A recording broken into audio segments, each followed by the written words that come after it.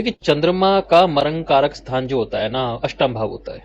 एक ऐसा भाव जहां आकर आपके इमोशंस भी मर जाते हैं। और जब इमोशंस मरते हैं ना, तब जाकर लेगेसी का जन्म होता है कि आपके सामने और आपके बाद भी आपकी वो बनाई हुई चीज चलती रहे। लेकिन ये भावना बहुत बड़ा एक तरह से सेक्रीफाइस मांगता है, बलिदान मांगता है।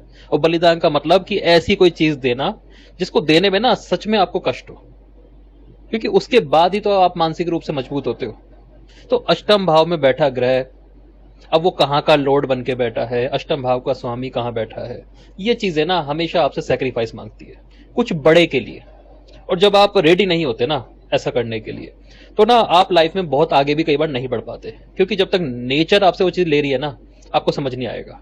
मान लीजिए अष्टम का स्वामी किसी का 11वें भाव में बैठ गया या 11वें का 8वें में बैठ गया। अब ना, क्योंकि 4 भाव का फर्क है, आपको फैमिली से दूर जाना ही पड़ेगा और आप उस चीज से ज्यादा अच्छे से आगे बढ़ पाओगे। और जहां आप अपने ही कुटुंब से जुड़ के बैठ गए ना, आपको आगे बढ़ने में दिक्कत आएगी। दशम भाव से संबंध बन जाए, आपने प्रोफेशन के लिए कई बार सेक्रीफाइस किए और आपकी एक डिजायर बची रहेगी कि मुझे कुछ बड़ा बिजनेस करना है। और जैसे ही आप बिजनेस पर फोकस करो, कहीं ना कहीं आपको ज्यादा तरक्की मिल जाती है। लेकिन कभी कभी ऐसे मामलों में ना कुछ रिश्ते सामने आ जाते हैं। अष्टम का स्वामी दूसरे भाव से संबंध बना रहा है, फैमिली रिलेशनशिप्स, क्योंकि 7 भाव का फर्क है। उन चीजों को छोड़कर ही आप आगे बढ़ पाते हो। तो सिंपल सी बात है, अष्टम भाव के अंदर बलिदान है।